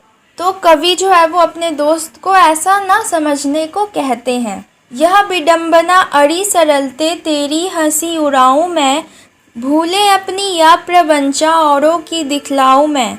तो कवि यहाँ पर कहते हैं कि जिस व्यक्ति का स्वभाव जितना ज़्यादा सरल होता है यानी कि जो व्यक्ति जितना सिंपल होता है उसको लोग उतना ही ज़्यादा धोखा देते हैं। इसलिए कवि कहते हैं कि यह बड़ी विडंबना है कि मेरे मित्र मुझे आत्मकथा लिखने को कह रहे हैं, यानी कि ये मैं बहुत ही बड़ी मुश्किल में पड़ गया हूँ कि मेरे ही मित्र मुझे आत्मकथा लिखने को कह रहे हैं। लेकिन मेरे सरल स्वभाव के कारण जीवन में मुझसे जो गलतियाँ हुई, कुछ लोगों ने जो मुझे धोखे दिए या मेरे साथ जो छल किया है, उन सभी के बारे में लिखकर मैं अपना या उनका मजाक नहीं बनाना चाहता हूँ। अपने धोखेबाज मित्रों की असलियत दुनिया के सामने लाकर मैं उनको शर्मिंदा नहीं करना चाहता हूँ, इसलिए मैं अपनी आत्मकथा नहीं लिखना चाहता हूँ। उज्ज्वल गाथा कैसे गाऊँ मधुर चांदनी रातों की, अरे खिलखिलाकर हंसते होने वाली उन बातों की। तो इन लाइंस में कवि अपनी पत्नी के साथ बिताए गए मधुर पलों का जिक्र कर रहे हैं। दरअसल कवि की पत्नी की मृत्यु युवा अवस्था में ही हो गई थी, यानी कि उनकी ज़्यादा एज नहीं थी, वो अभी यंग थी, तभी उनकी पत्नी की मृत्यु हो गई थी। तो अपनी पत्नी के साथ बिताए उन मधुर पलों की स्मृतियाँ यानी कि वो यादें ही कवि के जीवन जीने का एकमात्र सहारा है। इसलिए वो अपनी पत्नी के साथ बिताए हुए उन मधुर पलों को अपनी उज्ज्वल गाथा के रूप में देखते हैं, यानी अपने सबसे अच्छे दिनों के रूप में देखते हैं और उन्हें किसी के साथ बांटना नहीं चाहते हैं। तो इन लाइन्स में जो कवि है वो कहते हैं कि चांदनी रातों में मैंने अपनी प्रेयसी यानी कि पत्नी के साथ एकांत में खिलखिलाकर हंसते हुए उससे प्यार भरी मीठी मीठी बातें करते हुए जो समय बिताया था, वही मधुर स्मृतियाँ ही तो अब मेरे जीवन का एकमात्र सहारा है, यानी कि वही मधुर यादें, वो मीठी मीठी यादें ही मेरे जीवन का सहारा है। उन आनंद भरे पलों की बातों को मैं दूसरों के साथ बांटना नहीं चाहता हूँ। मिला कहाँ वह सुख जिसका मैं स्वप्न देखकर जाग गया, आलिंगन में आते आते मुस्कया कर जो भाग गया। तो कवि आगे कहते हैं कि वह सुख जिसका मैं स्वप्न देख रहा था, जिसका मैं सपना देख रहा था, उस सपने को देखते देखते अचानक मेरी आँख खुल गई। तब मुझे पता चला कि वास्तव में मैं जिस सुख की कल्पना कर रहा था वह सुख मेरी बाहों में आते आते अचानक मुझे धोखा देकर भाग गया। अर्थात कवि ने जो अपनी पत्नी के साथ सुखपूर्वक खुशी से जीवन जीने की जो कल्पना की थी वह उनकी मृत्यु के साथ ही खत्म हो गई और उनका सारा जीवन दुखों से भर गया। जिसके अरुण कपोलों की मतवाली सुंदर छाया में अनुरागिनी उषा लेती थी निज सुहाग मधुमाया में, उसकी स्मृति पाथे बनी है थके पथिक की पंथा की। तो इन लाइंस में कवि अपनी प्रेमिका यानी कि अपनी पत्नी की सुंदरता का बखान करते हुए कहते हैं कि उनकी प्रेमिका के लाल लाल गाल इतने सुंदर थे कि उषा अपनी लालिमा उन्हीं से उधार लेती थी। यानी कि सूर्य उदय के समय आपने सूरज को देखा होगा, उससे रेड कलर की लाइट्स निकलती हैं और वो बहुत ही ज़्यादा सुंदर लगता है। तो वही कवि कहते हैं कि उनके पत्नी के जो गाल थे लाल लाल वो बहुत ही ज़्यादा सुंदर थे। तो इसी से जो कवि है वो कहते हैं कि ज़रूर ये जो उषा है यानी कि ये जो लाइट है, इसकी जो लालिमा है यानी कि इसकी जो सुंदरता है उसने मेरे पत्नी से ही उधार ली होगी, यानी कि उनकी पत्नी से ही वो उधार लेती थी। तो कवि आगे कहते हैं कि अब तो वो यानी कि कवि जो है वो जीवन रूपी इस रास्ते में एक थके हुए यात्री की तरह है और वो अपने दुख भरे जीवन को उन्हीं की यादों के सहारे जीने का प्रयास कर रहे हैं। वही यादें उन्हें सदैव यानी कि हमेशा जीवन के जो रास्ते हैं उन पर आगे बढ़ने की प्रेरणा देती हैं। यानी कवि के अपनी पत्नी के साथ बिताए जो पल थे वो अब उनके जीवन का एकमात्र सहारा है। इसलिए कवि उन्हें किसी के साथ बांटना नहीं चाहते हैं, उन्हें सिर्फ अपने दिल में सजोकर रखना चाहते हैं। सीवन को उधेर कर देखोगे क्यों मेरी कंथा की, छोटे से जीवन की कैसे बड़ी कथाएं आज कहूँ। तो इन लाइंस में कवि पूछ रहे हैं कि मेरे अंतर्मन रूपी सिलाई को उधेर कर उसके भीतर तुम क्या देखना चाहते हो, क्योंकि वहाँ तो कवि ने सिर्फ अपनी मधुर पुरानी यादों को संजोकर रखा है। कवि आगे कहते हैं कि मेरा जीवन बहुत छोटा सा है, उसकी बड़ी बड़ी कहानियाँ मैं कैसे लिखूँ, अर्थात मेरे जीवन की कहानी जानकर तुम क्या करोगे, क्योंकि इस छोटे से जीवन में मैंने अभी तक सुनाने लायक कोई बड़ी उपलब्धियाँ हासिल नहीं की है। यानी कि कोई भी मैंने बड़ा कुछ नहीं किया है जो मैं तुम्हें सुना सकूँ, बता सकूँ। क्या यह अच्छा नहीं कि औरों की सुनता मैं मौन रहूं, सुनकर क्या तुम भला करोगे मेरी भोली आत्मकथा, अभी समय भी नहीं थकी सोई है मेरी मौन व्यथा। तो कवि आगे कहते हैं कि यह ज़्यादा बढ़िया रहेगा, ये ज़्यादा अच्छा रहेगा कि मैं मौन रहकर यानी कि चुप रहकर बड़ी शांति के साथ दूसरे लोगों की कहानियों को, उनकी आत्मकथाओं को सुनूं। तुम मेरी आत्मकथा सुनकर क्या करोगे, क्योंकि मेरी आत्मकथा बहुत ही सीधी और सरल है, उसमें ऐसा कुछ भी खास नहीं है, या मैंने अभी तक ऐसी कोई उपलब्धि हासिल भी नहीं की है जिसे पढ़कर किसी को खुशी मिलेगी या जिसे पढ़ने में किसी को कोई रुचि होगी, इंटरेस्ट होगी। तो कवि यहाँ पर एक तर्क देते हुए कहते हैं कि वैसे भी अभी सही समय नहीं है अपने दुख भरे क्षणों को याद करने का, क्योंकि अभी वो सभी सोए हुए हैं। कवि अपने दुखद क्षणों को भूलना चाहते हैं, अपने दुख भरी यादों को भूलना चाहते हैं और इस समय कवि जो है वो अपने दुख भरे अतीत को भूल चुके हैं, इसलिए वो वापस अपने दुख भरे अतीत को कुदेर कर फिर से दुखी नहीं होना चाहते, फिर से उन यादों को याद करके वो दुखी नहीं होना चाहते। इसलिए कवि कहते हैं कि उन दुख भरे क्षणों को यानी कि पलों को जिन्हें वो भूल चुके हैं उन्हें फिर से याद करने के लिए उनसे मत कहो, क्योंकि उनको याद करने से उनके मन में हलचल होने लगेगी और वो फिर से दुखी हो जाएंगे। इसलिए कवि कहते हैं कि उन्हें आत्मकथा लिखने के लिए मत कहो।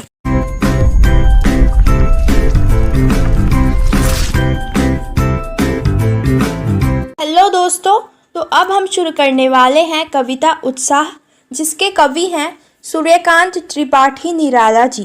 तो चलिए कविता शुरू करते हैं। बादल गरजो घेर घेर घोर गगन धराधर ओ।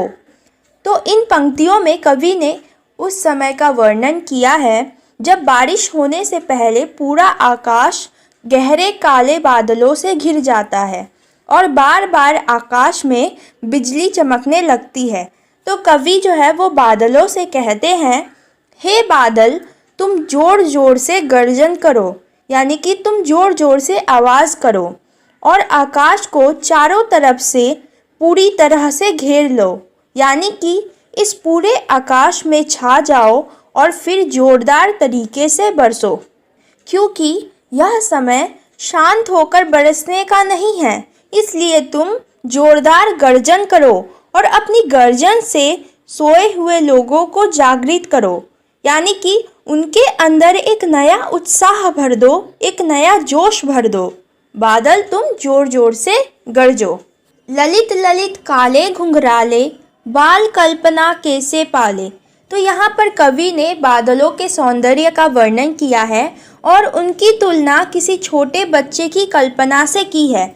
कवि कहते हैं कि हे सुंदर सुंदर काले घुंघराले बादलों, तुम किसी बच्चे की कल्पना की तरह हो, यानी कि जैसे छोटे बच्चों की कल्पनाएं पल पल बदलती रहती हैं, हर पल उनके मन में नई नई बातें और कल्पनाएं जन्म लेती हैं, ठीक उसी तरह तुम भी हर पल अपना रूप बदलते रहते हो।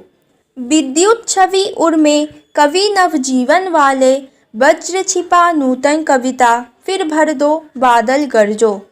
कवि आगे कहते हैं कि बिजली की असीम ऊर्जा अपने हृदय में धारण करने वाले सुंदर काले घुंघराले बादलों, तुम उस कवि की भांति हो जो एक नई कविता का सृजन करेगा। तो यहाँ पर निराला जी बादलों को एक कवि के रूप में देखते हैं जो अपनी कविता से धरती को नवजीवन देते हैं, क्योंकि बादलों के बरसने के साथ ही धरती पर नया जीवन शुरू होता है। पानी मिलने से बीज अंकुरित होते हैं और नए नए पौधे उगने शुरू हो जाते हैं। धरती हरी भरी होनी शुरू हो जाती है।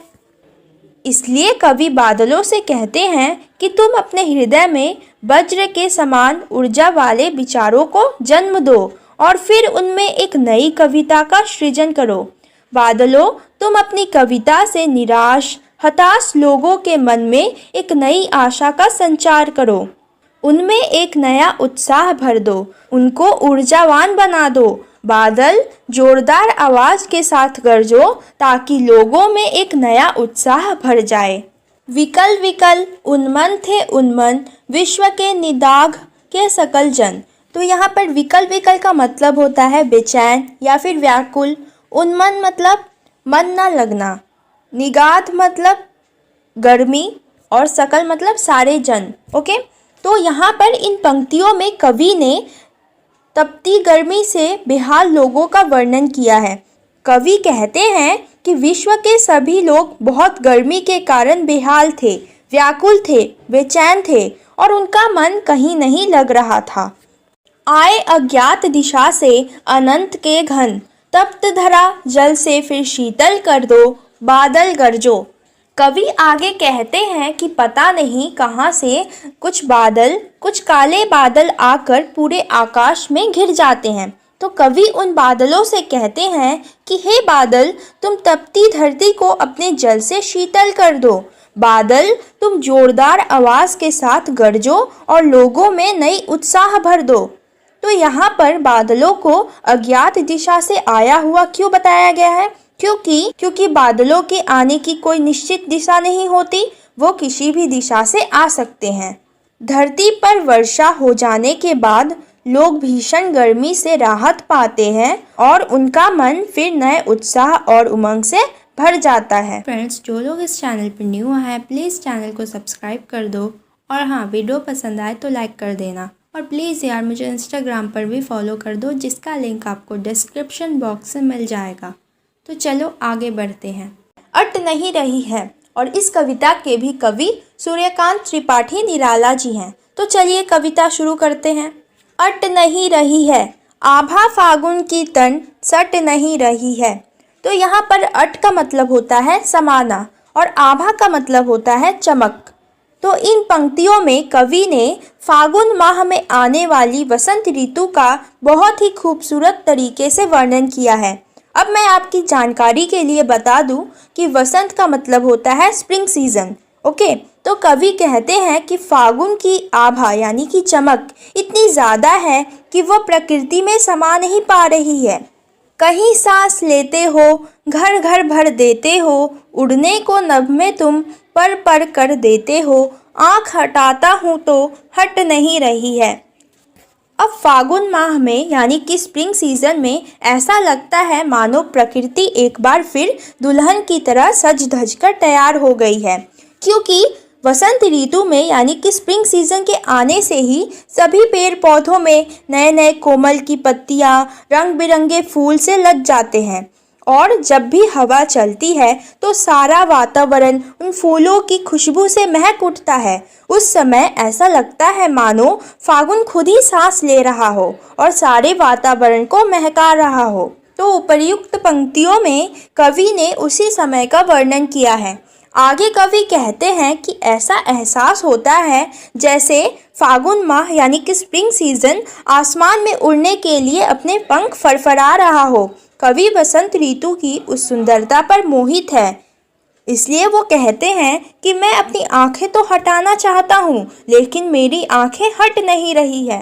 पत्तों से लदी डाल, कहीं हरी कहीं लाल, कहीं पड़ी है उर्मे मंद गंध पुष्पमाल, पाट पाट शोभाश्री पट नहीं रही है। वसंत ऋतु में सभी पेड़ पौधों में नए नए कोमल पत्ते निकल आते हैं और डाली डाली रंग बिरंगी फूलों से लद जाती है। कवि उस समय की कल्पना करते हुए कहते हैं कि ऐसा लग रहा है मानो प्रकृति ने अपने गले में रंग बिरंगी खुशबू देने वाली सुंदर फूलों की माला पहन रखी हो।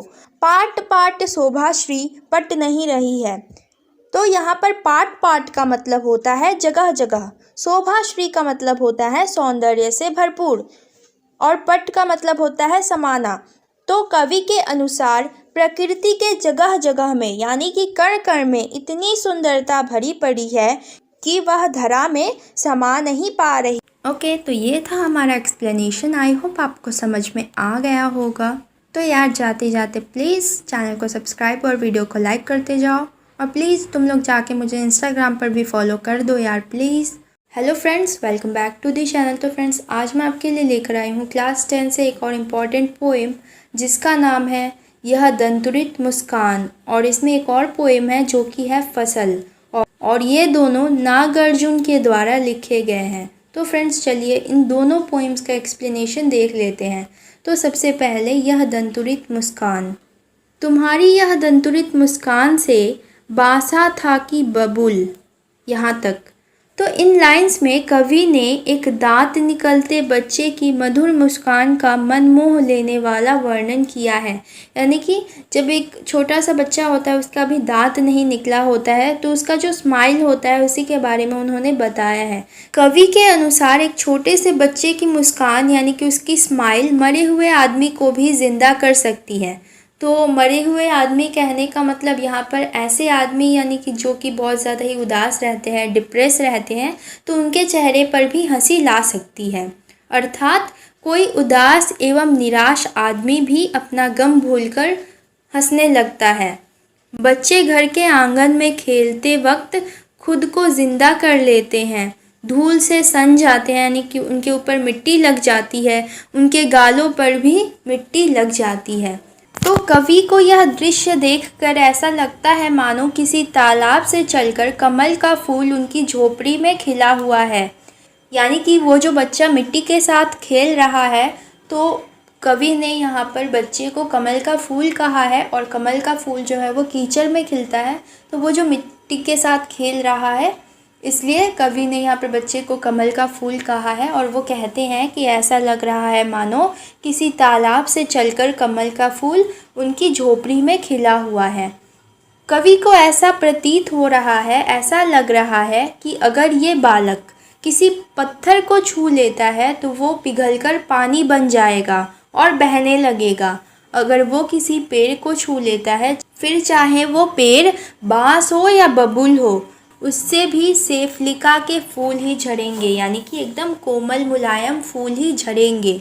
तो कवि के कहने का मतलब यह है कि बच्चे के सामने कोई कोमल हृदय वाला इंसान हो या फिर कोई पत्थर दिल इंसान हो, सभी अपने आप को बच्चे को सौंप देते हैं और वो जो करवाना चाहता है वो करते हैं और उसके साथ खेलते हैं। तुम मुझे पाए नहीं पहचान से, मैं ना पाता जान तुम्हारी यह दंतुरित मुस्कान तक। तो जब बालक, जो वो बच्चा जब पहली बार वो कवि को देखता है तो वो उसे पहचान नहीं पाता और वो कवि को एक टक बिना पलक झपकाए देखने लगता है। कुछ समय तक देखने के बाद कवि जो है वो कहते हैं कि क्या तुम मुझे पहचान नहीं पाए हो? कितने देर तुम इस प्रकार इस तरह से बिना पलक झपकाए एक टक मुझे देखते रहोगे? कहीं तुम थक तो नहीं गए मुझे इस तरह देखते देखते? अगर तुम थक गए हो तो मैं अपनी आँख फेर लेता हूँ, फिर तुम आराम कर सकते हो। फिर कवि जो है वो कहते हैं कि अगर हम इस मुलाकात में एक दूसरे को पहचान नहीं पाए तो कोई बात नहीं, तुम्हारी माँ हमें मिला देगी और फिर मैं तुम्हें जी भर के देख सकता हूँ, तुम्हारे मुखमंडल को निहार सकता हूँ, यानी कि तुम्हारे चेहरे को अच्छी तरह से देख सकता हूँ, तुम्हारी इस दंतुरित मुस्कान का आनंद ले सकता हूँ। धन्य तुम माँ भी तुम्हारी धन्य से, मुझे लगती बड़ी ही छविमान तक। तो इन लाइंस में जो कवि है वो अपने पुत्र के बारे में बताते हैं कि उसके नए नए दांत निकलना जो है वो शुरू हुए हैं। कवि बहुत दिनों बाद अपने घर वापस लौटा है, इसलिए उसका पुत्र उसे पहचान नहीं पा रहा। आगे कवि लिखते हैं कि जो बालक होते हैं, यानी कि जो छोटे बच्चे होते हैं, वो अपने मनमोहक छवि के कारण धन्य ही है, यानी कि बच्चों को देखकर हर कोई मोहित हो जाता है, हर कोई खुश हो जाता है, उनके साथ खेलने लगता है, तो इस कारण वो धन्य ही है। और उसके साथ उसकी माँ भी धन्य है जिसने उसे जन्म दिया है। आगे कवि कहते हैं कि तुम्हारी माँ जो है वो हर रोज़ तुम्हें देख रही है और उसका आनंद उठा रही है, उसका लाभ उठा रही है। एक तरफ मैं तुमसे दूर रहने के कारण ना तुम्हें देख पाता हूँ और अब मैं तुम्हें पराया लग रहा हूँ, यानी कि कोई दूसरा स्ट्रेंजर व्यक्ति लग रहा हूँ। फिर कवि कहते हैं कि एक तरह से ये ठीक भी है क्योंकि मुझसे तुम्हारा संपर्क ही कितना है। फिर वो कहते हैं ये तो तुम्हारी माँ की उंगलियाँ ही हैं जो तुम्हें हर रोज़ मधुर और स्वादिष्ट भोजन कराती हैं, खाना खिलाती हैं। इस तरह तिरछी नज़रों से देखते देखते जब हमारी आँख एक दूसरे से मिलती है, मेरी आँखों में स्नेह देखकर तुम मुस्कुराने लगते हो, यह मेरे मन को मोह लेता है। यानी कि वो जो बच्चा था जो पोइट को तिरछी नज़र से देख रहा था, फिर वो क्या करता है कि वो दोनों नज़रों से पोइट को देखता है और वो देखता है कि पोइट की आंखों में उसे प्यार दिखाई दे रहा है उसके लिए, तो वो हंसने लगता है। तो इन सभी चीज़ों से पोइट का मन जो है वो बहुत ज़्यादा ही प्रसन्न हो जाता है, वो खुश हो जाते हैं। तो ये था यह दंतुरित मुस्कान। दूसरा है हमारा फसल। एक के नहीं से हजार हजार खेतों की मिट्टी का गुण धर्म तक। तो इन लाइंस में कवि ने हमें यह बताने की कोशिश की है कि जो फसल होता है वो केवल एक व्यक्ति के मेहनत या फिर केवल जल या मिट्टी से नहीं उगती है। इसके लिए बहुत अनुकूल यानी कि बहुत अच्छे वातावरण की ज़रूरत होती है।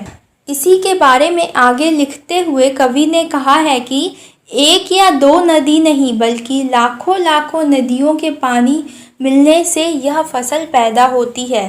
किसी एक नदी में केवल एक ही प्रकार का गुण होता है, लेकिन जब कई तरह की नदियाँ आपस में मिलती हैं तो उनमें सारे गुण आ जाते हैं, एक दूसरे के सारे गुण आ जाते हैं जो बीजों को अंकुरित होने में सहायता करते हैं और फसल खिल उठती है।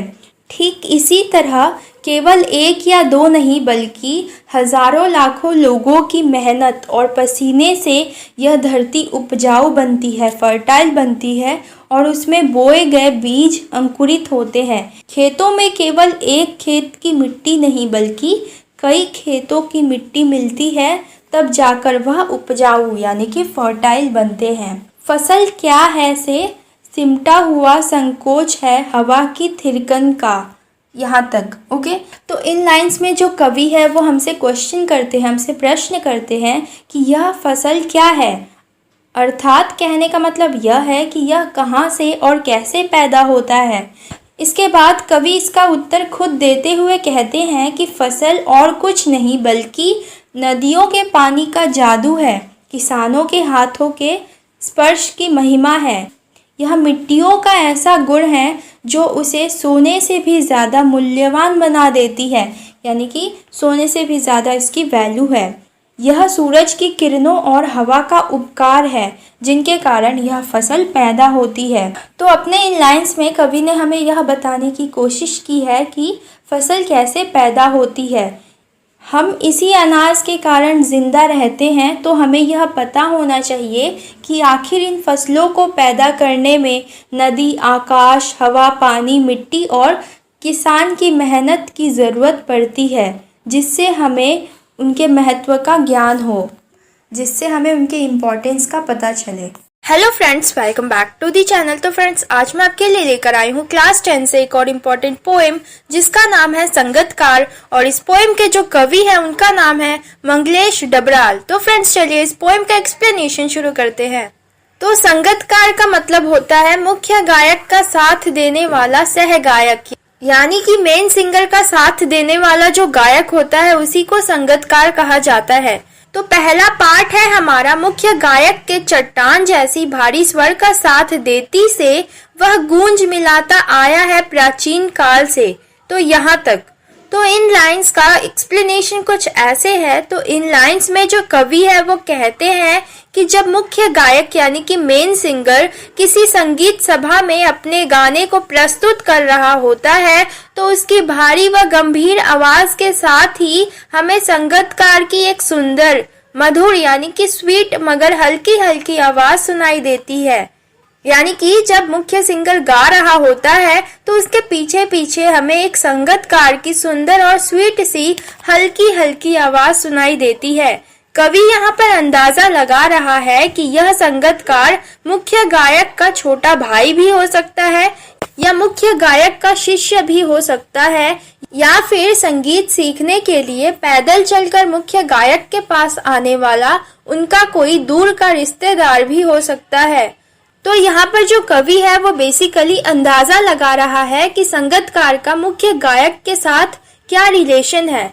या तो वो उसका छोटा भाई हो सकता है, या फिर वो उसका शिष्य हो सकता है, या फिर उसका कोई दूर का रिश्तेदार हो सकता है। और सबसे खास बात यह है कि यह संगतकार जब से गायक ने गाना शुरू किया है तब से उसका साथ देता हुआ आया है, यानी कि शुरू से ही वह संगतकार मुख्य गायक की आवाज में अपनी आवाज मिलाकर उसके संगीत को और प्रभावशाली और सुंदर बनाता आया है। तो शुरू से कहने का मतलब है कि प्राचीन काल से यानी कि सदियों से जो संगतकार है वो मुख्य गायक की आवाज में अपनी आवाज को मिलाकर उसके संगीत को और भी सुंदर बनाता आया है।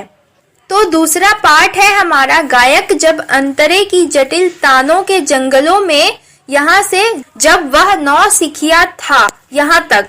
तो नौसिखिया यानी कि जो मुख्य गायक है जब वो नया नया था और गाना सीख रहा था। तो इन लाइंस में जो कवि है वो कहते हैं कि कभी कभी जो मुख्य गायक है वह अपने गाने में इतना खो जाता है कि वह अपने सुरों से ही भटक जाता है, यानी असली सुरों को ही भूल जाता है। ऐसी स्थिति में संगतकार जो हमेशा मुख्य सुरों को पकड़े रहता है वही उस समय सही सरगम को दोबारा पकड़ने में मुख्य गायक की मदद कर उसे इस संकट से बाहर लाता है, उसे इस परिस्थिति से बाहर लाता है। तो कहने का मतलब यह है कि संगतकार हमेशा मूल स्वरों को ही दोहराता रहता है, यानी कि जो मेन स्वर है उसी को दोहराता रहता है। तो जब मुख्य गायक यानी कि जो मेन सिंगर है वो गाने गाते हुए सुरों की दुनिया में खो जाता है और अंतरे के सुर तान की बारीकियों में उलझकर बिखरने लगता है और मुख्य सुरों को भूल जाता है। तो फ्रेंड्स, जो म्यूजिक होता है, जो संगीत होता है, उसका दो पार्ट होता है। एक होता है स्थाई और दूसरा होता है अंतरा। तो जो मुख्य गायक होता है जब वो अंतरे के सुर तान की बारीकियों में उलझकर यानी कि जब वो अंतरा गाता है तो वो स्थाई पार्ट को भूल जाता है, यानी कि जो मेन सुर है उसको भूल जाता है। तब वह संगीतकार के गाने को सुनकर वापस मुख्य सुर से जुड़ जाता है, यानी कि वो मेन सुर को पकड़ लेता है। संगीतकार के गाने को सुनकर वो मेन सुर को पकड़ लेता है, अर्थात संगीतकार सुर से भटके हुए मुख्य गायक को वापस सुर पकड़ने में मदद करता है। कवि आगे कहता है कि उस समय ऐसा लगता है मानो जैसे कि वह संगीतकार मुख्य गायक का पीछा छूटा हुआ सामान समेटते हुए उसके साथ आगे बढ़ रहा है। तो इस सिचुएशन को देखकर कवि यह भी कहता है कि उस समय जो मुख्य गायक है उसको अपना बचपन याद आ जाता है, जब वह नया नया गाना सीखता था, यानी कि जब वो नौसिखिया था। नौसिखिया यानी कि जब वो नए नए गाने को सीख रहा था। तो थर्ड पार्ट है हमारा तार सप्तक में जब बैठने लगता है उसका गला, यहाँ से गाया जा चुका राग यहाँ तक। तो इन लाइंस में जो कवि है वो कहते हैं कि जब कभी मुख्य गायक ऊंचे स्वर में गाता है तो उसका गला बैठने लगता है, उससे सुर संभलते नहीं है, यानी कि वो सुरों को संभाल नहीं पाता है। तब गायक को ऐसा लगने लगता है जैसे कि अब उससे आगे गाया नहीं जाएगा। उसके भीतर निराशा छाने लगती है, वो दुखी होने लगता है, उसका मनोबल खत्म होने लगता है, उसकी आवाज कांपने लगती है, जिससे उसके मन की निराशा हताशा प्रकट होने लगती है, यानी कि उसके मन के अंदर जो निराशा है हताशा है वो बाहर आने लगती है।